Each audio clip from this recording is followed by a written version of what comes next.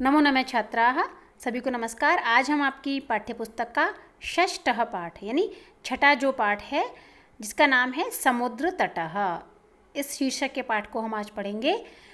समुद्र आप सभी जानते हैं, सागर समुद्र एक ही बात है और तट मतलब होता है उसका किनारा।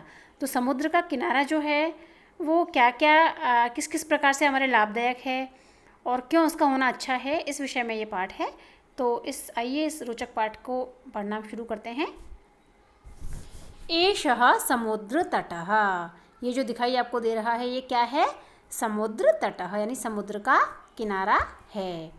और अत्र जनाः पर्यटनाय आगच्छन्ति, यहाँ लोग क्यों आते हैं?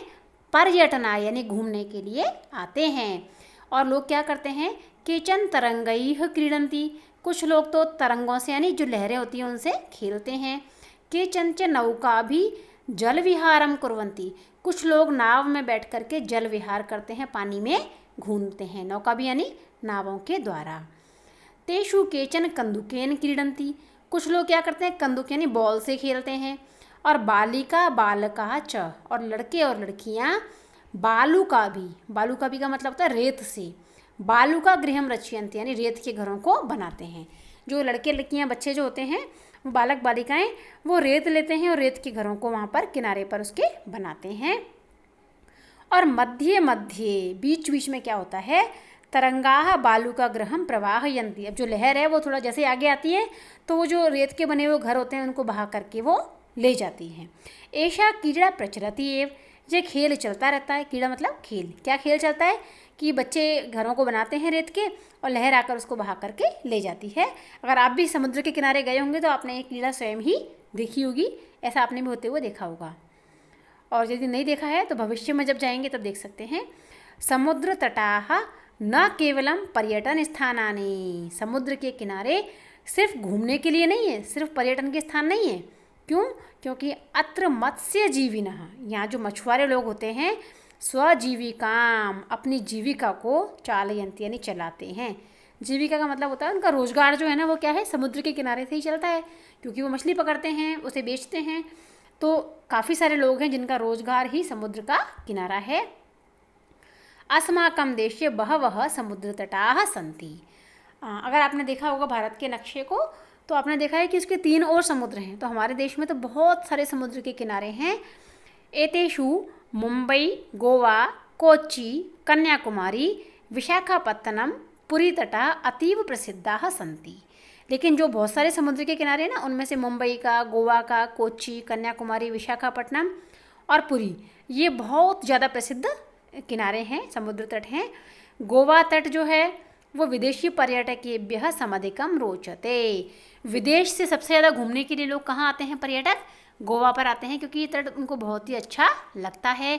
विशाखापत्तनम तटः वैदेशिक व्यापाराय प्रसिद्धः, विशाखापट्टनम का जो तट है, जो किनारा है, वो क्यों प्रसिद्ध है? विदेशी व्यापार के लिए। कोच्चि तटः नारिकेल फलेभ्यः ज्ञायते, कोच्चि का जो समुद्र का किनारा है वो नारियल के फलों के लिए प्रसिद्ध है। मुंबई नगरस्य जुहू तटे जना सर्वे जना स्वैरम विहरन्ति, और मुंबई में जुहू तो अधिकांश लोग गए भी होंगे। ये जो तट है वो स्वैरम विहरन्ति यानी लोग घूमने के लिए यहाँ पर आते हैं। चेन्नई नगरस्य मेरीना तटः देशस्य सागर तटेषु दीर्घतमः, चेन्नई यानी मद्रास में जो मेरीना तट है वो देश के समुद्र तटों में सबसे बड़ा है। भारतस्य तिसृषु दिशासु समुद्र तटाः सन्ति, भारत की 3 दिशाओं में समुद्र के किनारे हैं। अस्मात् एव कारणात्, और इसी कारण से 3 तरफ समुद्र हो गया तो भारत का नाम क्या हो गया? प्रायद्वीपः, प्रायद्वीप भारत को कहते हैं क्योंकि 3 और समुद्र के किनारे हैं। पूर्व दिशायां बंगोपसागर है, पूर्व में कौन सा समुद्र है? बंगोपसागर है यानी बे ऑफ बंगाल, बंगाल की खाड़ी है। दक्षिण दिशायां हिंदू महासागर है, दक्षिण में है, आप नक्शे में नीचे की ओर देख सकते हैं, हिंदू महासागर है, इंडियन ओशियन है। और पश्चिम दिशायां च अरब सागर, जो वेस्ट साइड है, पश्चिम का जो किनारा है वहाँ पर क्या है? अरब सागर है, अरेबियन सी है। एतेषां त्रयाणामपि सागराणां संगमः कन्याकुमारी तटे भवति, और इन 3 समुद्रों का जो संगम है, जो मिलन है, वो कहाँ होता है? कन्याकुमारी, जो भारत में सबसे नीचे दिखाई देता है नक्शे में, वहाँ पर ये होता है इनका तीनों समुद्रों का मिलन। और इसकी विशेषता क्या है कि अत्र पूर्णिमायां चंद्रोदयः सूर्यास्तं च युगपत् एव द्रष्टुं शक्यते। यहाँ पर पूर्णिमा के दिन, जब पूर्णमासी के दिन पूरे चांद वाला दिवस होता है, उस दिन जब चांद उगता है तो चंद्रोदय यानी चांद का उगना और सूर्यास्तम यानी सूर्य का अस्त होना, यानी चांद और सूरज को हम एक साथ ही युगपत् एव यानी साथ में ही, एक साथ ही हम दृष्टुम शक्यते देख सकते हैं। तो इस प्रकार समुद्र तट और समुद्र तट से जो क्या लाभ हैं, क्या फ़ायदे हैं, कौन कौन से प्रसिद्ध समुद्र तट हैं और भारत में कौन कौन से समुद्र तट विशेष रूप से किस काम के लिए जाने जाते हैं, ये हमने इस पाठ में पढ़ा। आशा है आपको समझ में आया होगा। यदि कोई डाउट हो, कोई शंका हो तो आप कमेंट बॉक्स में लिखकर पूछ सकते हैं। धन्यवाद।